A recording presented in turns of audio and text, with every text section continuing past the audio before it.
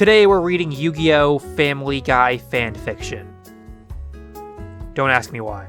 I got the idea from Brandaniel. He's a funny internet man who used to read fanfiction with cool voice. I'm kind of funny internet man with mediocre voice, but I will read fanfiction anyways because God knows you have nothing better to watch. Link in the description to the original work. Let's begin. It had been a difficult day for Yugi and company. Yugi had defeated the Pharaoh in the rite of the duel, and the Pharaoh had left the group to return to his kingdom. Atem and Yugi had so much fun. Yami had taught Yugi how to make friends, and the two made so many bonds with people. Neither of them wanted it to come to this, but they both knew there was no choice in the matter. As the group saw Atem bid farewell, the ceiling began to collapse. As Yugi and his friends escaped the catacombs, they could only watch in grief as the structure caved in. During the boat ride back to the airport, Yugi had been extremely withdrawn. Anzu had tried to cheer him up with a comforting hug, but Yugi was so depressed, he didn't even acknowledge her. Yugi, I know you're a little heartbroken, but it was for the best. And just remember, we're all here right by your side. ...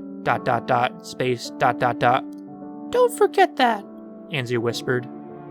Janouchi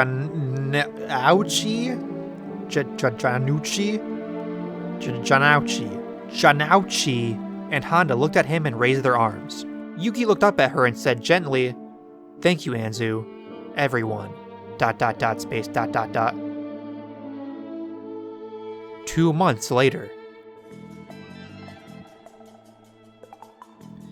Yugi, Anzu, Janouchi, Honda, and everyone else had been getting better step by step. For the first time in months, Yugi had felt like dueling. Yugi's grandpa, not grandpa, but grandpa, Yugi's grandpa had just recently held a tournament. Everyone came by to play. Seto, Mokuba, Rebecca, Mai, Otogi, Bakura, even Shizuka. Yugi had decided to enter just for fun. Yugi's first opponent was a dark, dreadlocked man in a black cloak. Yugi and the mysterious man shuffled their decks. "Let's duel!" they shouted in unison. Suddenly, thick, black clouds appeared in the game store. "What are you doing?" Yugi shouted, hoping the man didn't do what Yugi thought he did. "We're playing a shadow game. This game is a little different than what you're used to. ... If you lose, you and your friends will be sent to an alternate dimension," the stranger explained. Author's note: I'm going to leave out the dueling and skip right to the result. Alright. Man's lip, 200. Yugi's LP, 0. A bright yellow wadjet appeared on the man's forehead as he lifted his head upward and grinned. "I'm sorry, Yugi, but the shadows have won. Be gone!" he declared. A large red portal appeared over Yugi, and a second one appeared over Yugi's friends. Yugi and company were pulled in, including Yugi's grandpa. The other duelists looked on in surprise and confusion. Meanwhile, in a certain city in Rhode Island, ... space ... space ... space ... space ...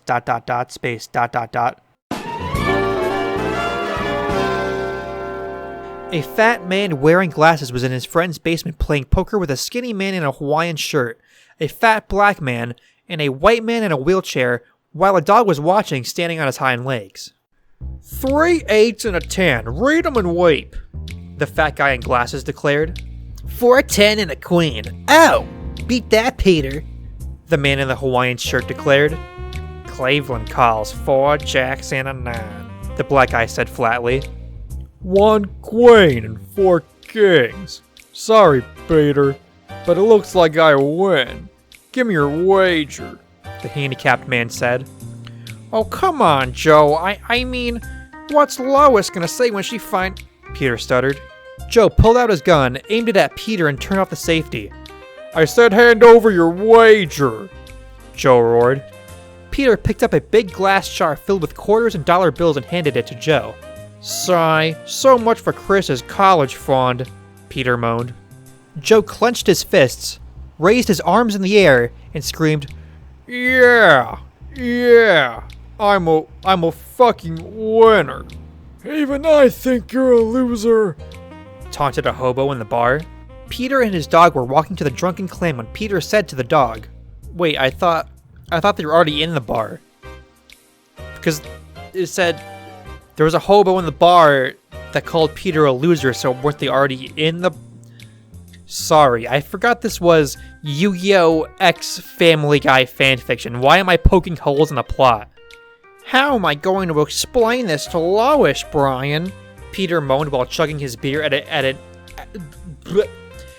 an humanly impossible speed. Why don't you just quit gambling?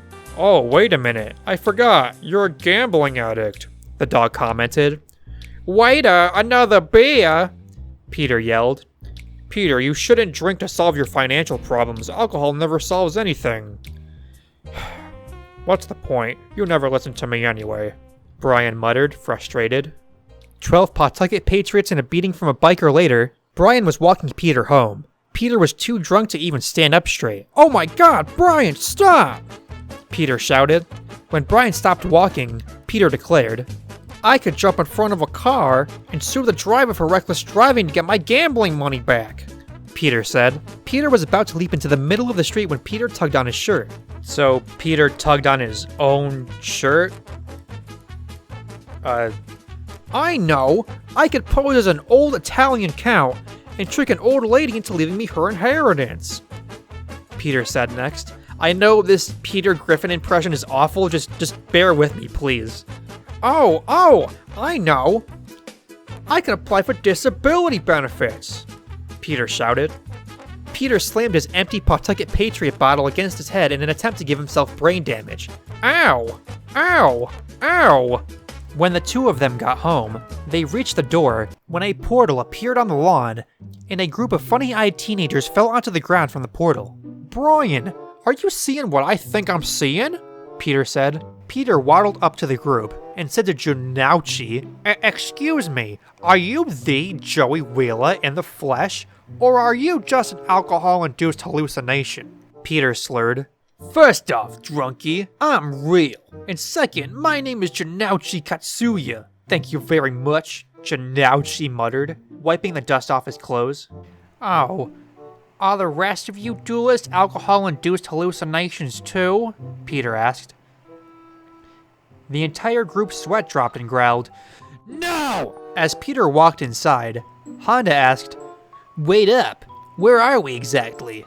I don't know if that's how Tristan sounded. I didn't really watch the anime. Brian said, You're in a Rhode Island town called Quahog. Yugi, Anzu, Junauchi, Honda, Sugoroku, Seto and Mokuba, Mai, Shizuka, Otogi, Rebecca, and Makora stared at Brian with eyes big as oranges. What? Brian asked, getting annoyed at the gang staring. A talking dog? What kind of town is this? Duke yelled. Let's make a deal, Brian started. Don't insult me, and I'll try to convince Lois to let you stay in our basement. Deal? Oh, and if you say, let's shake on it, I'm gonna pop you one. Do we have a deal? The gang looked at Seto, and Kaiba translated what Peter and Brian said to them. End of chapter 1. I forgot to record this part. If you guys want to see chapter 2 of 8 fucking chapters, let me know. My name is Alsei, A-L-S-E-I. Peace, y'all.